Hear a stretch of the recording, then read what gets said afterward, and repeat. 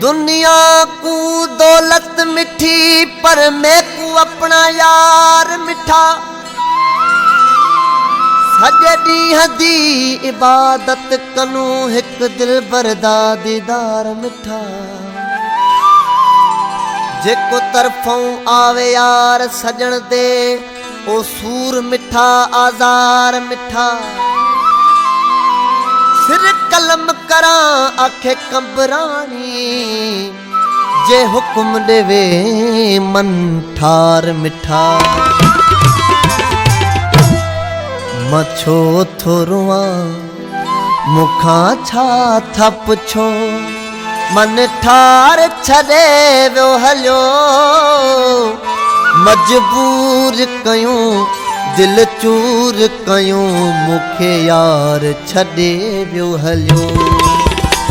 माछो थोरुआ मुखा छा था पुछो माछो थोरुआ मुखा छा था पुछो मन ठार छदे वो हलो। मजबूर कयूं दिल चूर कयूं मुखे यार छदे वो हलो। माछो थोरुआ मुखा छा था पुछो।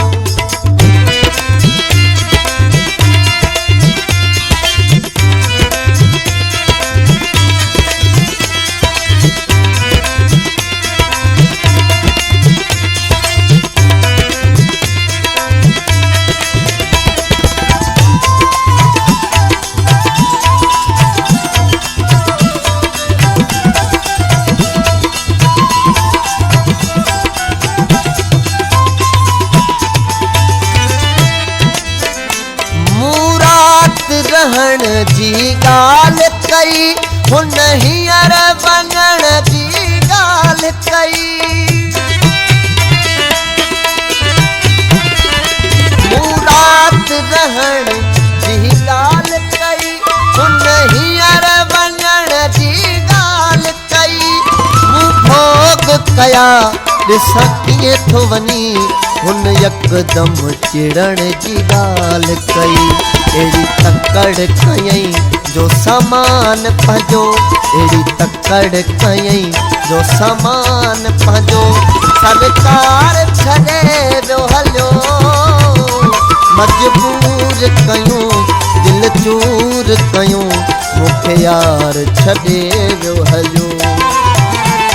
मथो थोरुआ मुखा छा था पुछो।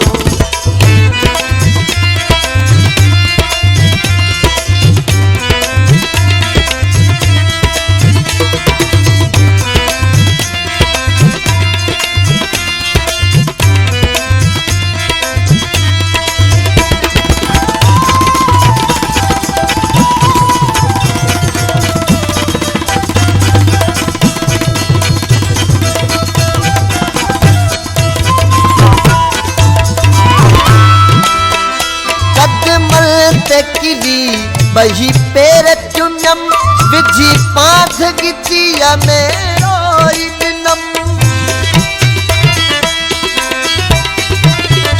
कदमल ते किरी बही पेर चुनम विझी पाथ गिचिया में रोई दिनम। एहड़ोत सफा बेवफा थी बिठो मुझे हालत हुन के न आयो। मुखे थेला दियूं मुसां ज़ोरी कयूं मुखे थेला दियूं मुसां ज़ोरी कयूं। सरदार छॾे वियो हलियो मजबूर कयूं दिल चूर कयूं मुखे यार छॾे वियो हलियो। मथो थोरुआ मुखा छा था पुछो।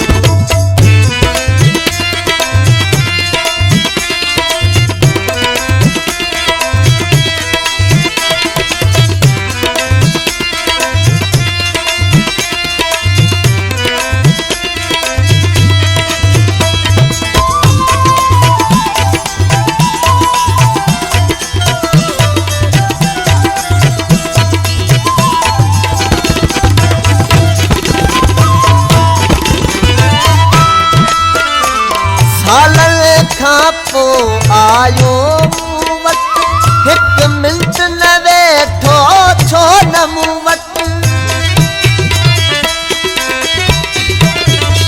सालनि खां पोइ आयो मूं वटि हिकु मिंट न वेठो छो न मूं वटि कबराणी हुके जो चोरियल हो ये तरसे हा भला छो मूं वटि बेदोह मूंसां करे कावड़ थी बेदोह मूंसां करे कावड़ थी बेज़ार छॾे वियो हलियो मजबूर कयूं दिल चूर कयूं मूंखे यार छॾे वियो हलियो मां छो थो रोवां मूंखां छा था पुछो मन ठार छॾे वियो हलियो मजबूर कयूं दिल चूर कयूं मूंखे यार छॾे वियो हलियो मां छो थो रोवां मूंखां छा था पुछो